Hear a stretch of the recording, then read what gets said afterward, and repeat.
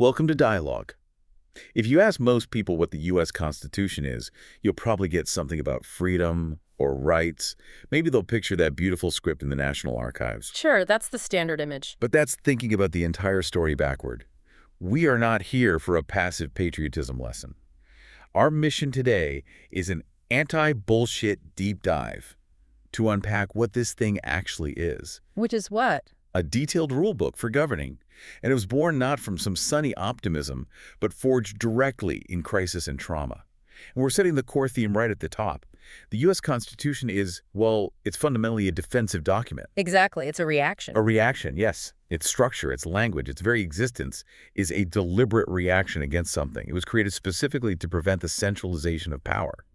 And yet, in the modern era, that defensive structure is constantly, relentlessly challenged. And circumvented. Yeah. I mean, think about the central staggering irony here. This is probably the only document in existence that people worship, ignore, quote incorrectly, and violate. All in the same sentence. All in the same sentence, sometimes in the same breath.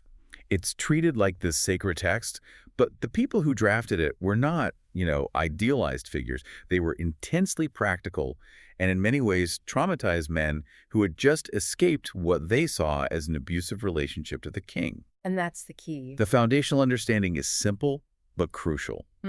This document was not an idealistic vision of human goodness. It was a very specific defensive mechanism created to stop known forms of tyranny from ever happening again. And that defensive nature explains everything about how the government is structured. If you strip away the lofty rhetoric of "we the people," the Constitution's primary function is intensely structural. It limits power. Right. It is designed to slow authority down, to fragment control across multiple competing bodies, and, if you really think about it, to make oppression so incredibly difficult that it becomes inefficient. The inefficiency is a feature, not a bug. It is the feature. The founders, having lived through this constant intrusion by the British Crown, built the entire system on one skeptical core assumption. Power, left unchecked, will inevitably be abused. This is not an idealistic text. It is an inherently cynical, skeptical, political blueprint. It's distrust codified into law. It truly is. We can introduce the running gag here because it just perfectly encapsulates the spirit of this deep dive. Go for it. The Constitution is essentially a lengthy letter that reads, "Dear government, we don't trust you. Love everyone."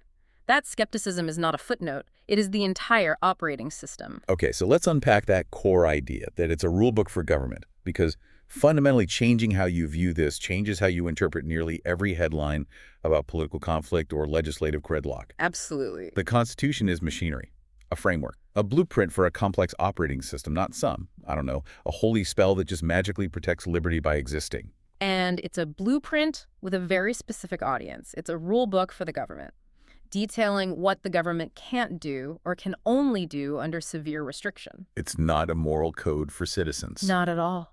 We don't need the Constitution to grant us rights. The whole theory is that those rights are inherent, they're pre-existing. We need the Constitution exclusively to limit the government's capacity to interfere with those rights. So it's about limitation, not permission. Precisely. It is designed to limit power, not to grant it. The government gets its power from the people, but the Constitution puts chains on how that power can be used. The humor we mentioned earlier frames it perfectly, I think. The Constitution doesn't tell you, the citizen, what to do. No. That's already handled by your job anxiety or your student loan debt. The Constitution is focused entirely on chaining the state. And that framing, understanding what it is, requires defining what it is not, especially when we get into a period of crisis. The Constitution is not a suggestion. It's not a vibe that changes based on who's in power. And crucially, it is not something you can just temporarily suspend because you're scared or because an enemy needs dealing with efficiently. And that's the critical tension point, isn't it? The founders created this slow, argumentative, multi-branch system with checks and balances for a very deliberate reason. To prevent rapid, unilateral, efficient action. They hated efficiency when it came to the government exercising power over you. They absolutely feared it. I mean, connecting this fear to the bigger picture, the entire purpose of the document was based on their core trauma. They didn't primarily fear chaos or mobs. They feared centralized power. So a unified government was the threat. A unified, responsive, and efficient government is paradoxically the most perfect vehicle for tyranny.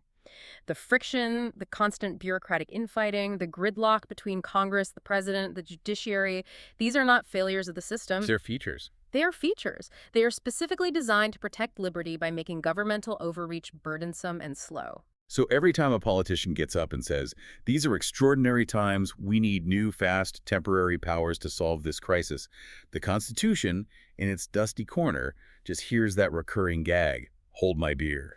Exactly. Because the rules remain rigidly the same, precisely because the times are extraordinary and the risk of abuse is highest. The defensive mechanism is meant to function best under stress, not be discarded the moment stress arrives. It's designed to make the government argue with itself. That's a perfect way to put it. You have the House, representing the immediate hot passions of the people, the Senate representing slower, cooler state interests, and a president who can act but can be checked by the courts and Congress. And nothing gets done fast. Nothing. If any single entity wants to do something massive, it has to move through this frustrating chain of vetoes and approvals. It gets watered down into inaction, and that inability to act swiftly is the greatest defensive barrier against tyranny.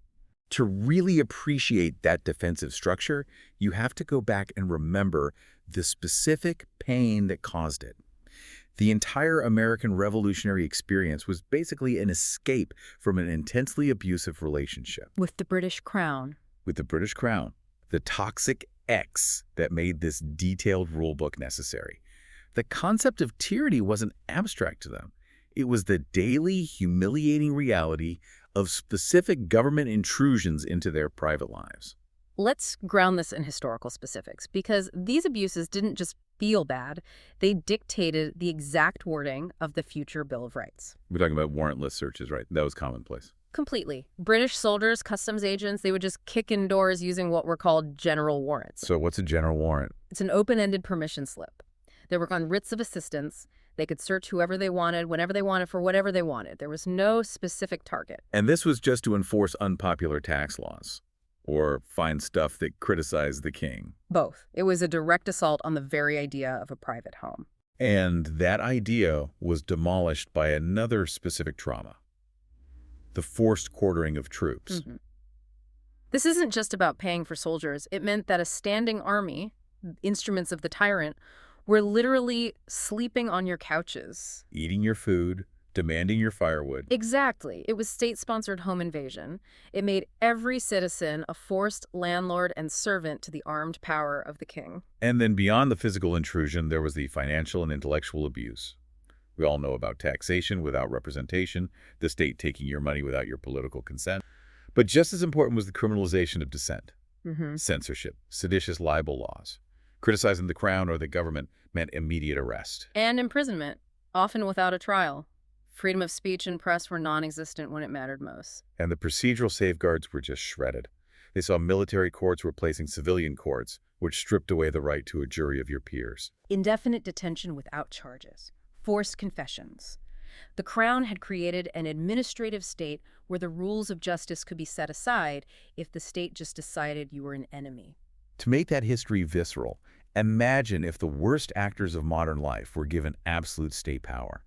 I mean, imagine if, simultaneously, the FBI could search your house without reason, the National Guard could move in and demand food and board, the IRS could take your entire bank account. And Amazon could arrest you for writing a bad review. Right, and then tell you it's all for your safety and national stability. That specific everyday violation is the emotional fuel that created the Bill of Rights. It was a trauma response codified into law. And what's fascinating is the direct translation from that trauma to policy.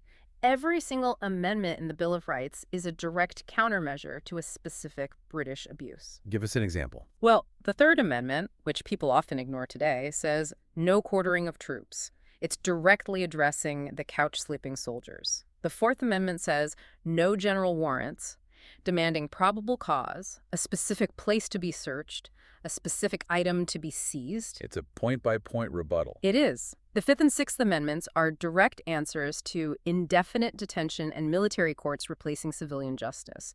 This is critical for you, the listener.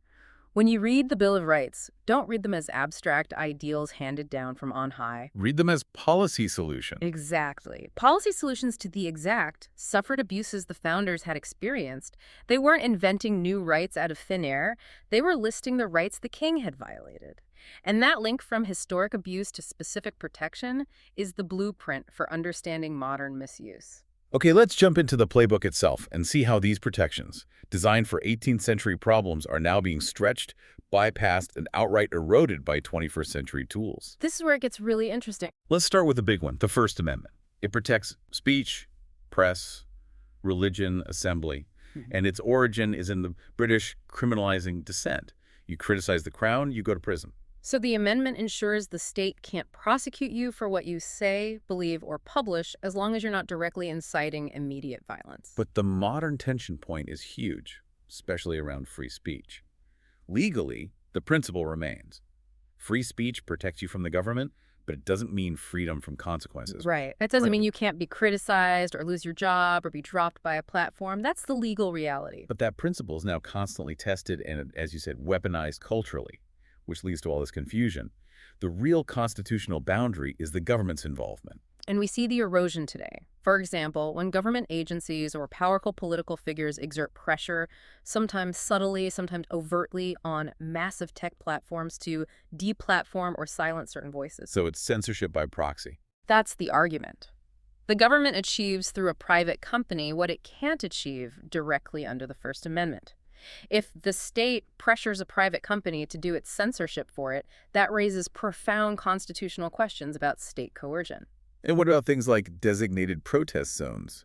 They sound reasonable on the surface, usually justified for your safety. But the founders guaranteed the right to assemble and to petition the government, which means to address the people in power, often right in front of the seat of government. They didn't guarantee the right to stand in a remote parking lot. Or behind a barricade miles away from where anyone can see or hear you. This is a subtle yet effective way of minimizing the constitutional right to dissent by making it invisible and inconsequential. It's the difference between exercising a right and being granted a privilege. Exactly. When the state dictates the time, place, and manner of assembly to the point that the assembly becomes ineffective, it compromises the core function of petition. And that's why the humor nails the legal boundary perfectly. Free speech doesn't mean people have to like your ideas, but it absolutely does mean the government doesn't get to mute you like a bad podcast guest. The key is distinguishing between public rejection and state coercion. So if the First Amendment is about the government not controlling your voice, the Fourth is about the government not controlling your space or your stuff. Its origin, as we said, those awful British general warrants. The intent was revolutionary, to establish privacy as a core liberty. You need probable cause, a warrant, supported by an oath, specifically describing the place to be searched and the persons or things to be seized. It was a concrete, structural limit on the state. The assumption was your papers, your home, your belongings were sovereign territory. Protected from arbitrary intrusion. But the modern violation, well, it moves beyond physical searches and has metastasized into our entire digital lives. Mass surveillance. Mass surveillance, accelerated by the Patriot Act after 9/11 and the massive large-scale data harvesting carried out by government entities, often bypassing the need for individual warrants. And they do that by using a legal loophole called the third-party doctrine. That term, third-party doctrine, sounds like dry legal jargon, but it's the engine of modern digital erosion. Can you break down what that means for us? Absolutely. The third-party doctrine is the legal principle that says when you voluntarily share your data with a third party, a company like Google, your cell phone provider, your bank, a social media platform, you forfeit any reasonable expectation of privacy for that data. So the government, instead of needing a warrant to search you, can just ask or often buy that information from the company. Without any judicial oversight. That's the key. So the logic is, if I willingly upload my thoughts and location history to Facebook or Apple, I lose my Fourth Amendment protection against the government searching that data, even if that data is basically my entire private life. Precisely.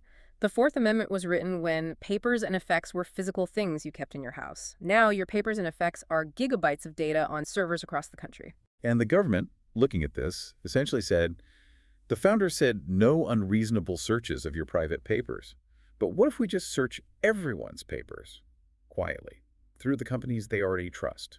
And this is compounded by laws like Section 702 of FISA, the Foreign Intelligence Surveillance Act, which allows the government to collect communications of foreigners outside the U.S.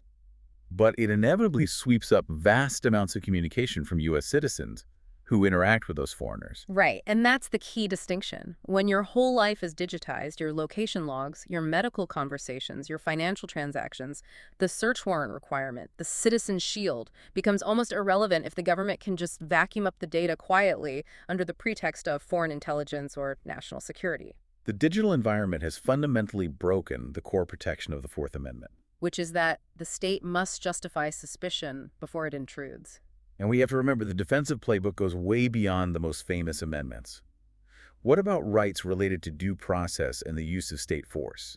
They're constantly under attack. Let's start with the Second Amendment. It's usually just debated in terms of gun control, but its origin is steeped in that original fear of a standing army. Right. To the founders, a standing army was the instrument of the tyrant. Militias were supposed to serve as a balance of power, ensuring the state did not have a monopoly on force that could instantly crush dissent. That concept of balance is crucial. The tension today isn't just in debates over citizen ownership, but in the increasing militarization of civilian police forces. That's a huge issue. We see local police getting military-grade equipment, armored vehicles, high-powered weapons through federal programs. It blurs the line between local law enforcement and military action. It fundamentally raises questions about the very balance the Second Amendment was designed to protect. When a local police force looks and acts like an occupying army, the relationship between the citizen and the state has constitutionally deteriorated. Okay, moving to due process. The Fifth and Sixth Amendments are supposed to be our shield against state overreach in the legal system. The Fifth guarantees protection against forced confessions, double jeopardy, and arbitrary property seizure, ensuring no person is deprived of life, liberty, or property without due process of law. And the Sixth guarantees a speedy trial and the right to counsel. Yet the modern reality is a systemic failure of these rights. Consider plea coercion. The vast majority of criminal cases, over 90% in some places, are resolved not by a jury trial, but by plea bargains. So the system forces people to waive their constitutional right to a trial in exchange for a lighter sentence. Even if they maintain their innocence. They do it simply because the risk of going to trial and losing is too great. It sidesteps the entire burden of proof the state is supposed to bear. And we also see the dark side of the Fifth in civil forfeiture. This is where law enforcement can seize private property, money, cars, even homes, under the mere suspicion that it was used in a crime.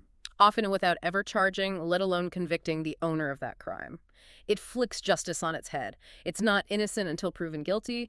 It's innocent until proven financially powerless to fight the government in court. And the Sixth Amendment's guarantee of a speedy trial and effective counsel. It faces similar structural problems. Overloaded courts, not enough public defenders.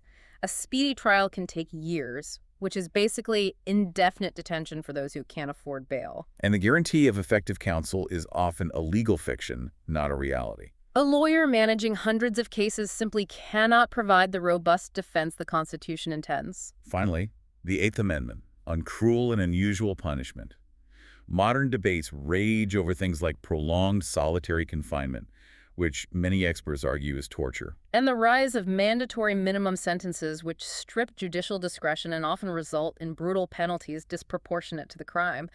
These aren't minor hiccups. They are constant, persistent tests of the constitutional boundaries against state brutality. Now let's pivot from procedural rights to implicit and structural rights, starting with the Ninth Amendment. This is the forgotten on purpose amendment. Why do you say that? Because historically it's been difficult to apply in court. But its meaning is simple and profound. Just because a right isn't explicitly listed in the Constitution doesn't mean it doesn't exist or that the government can trample it. The founders were worried that by listing rights like free speech, they would accidentally suggest the government had the power to regulate any unlisted rights, like privacy or travel. Exactly. So the Ninth Amendment is essentially the founders saying, with a profound lack of foresight, we didn't list everything because we assumed you weren't idiots and wouldn't assume the government could do anything not explicitly forbidden. That was, as history has shown, deeply optimistic. It's the constitutional escape hatch. And before we get to the 14th, we have to look at the 13th, which abolished slavery. But there's a crucial chilling detail embedded right in the text. The exception clause. The massive exception. It permits involuntary servitude as punishment for a crime. This is the stark observation that connects the 19th century to the mass incarceration crisis of today. Slavery didn't disappear. It rebranded. This exception is the legal engine that drives the mass incarceration economics we see, allowing state and private entities to use prison labor for almost no cost. That creates a deep economic incentive to maintain high prison populations. Which leads us directly to the 14th Amendment, passed after the Civil War to ensure equal protection and guarantee citizenship. Its original purpose was to address post-Civil War injustice, but its modern battlefield is incredibly complex. And one of the most controversial battlefields is corporate personhood. Yes.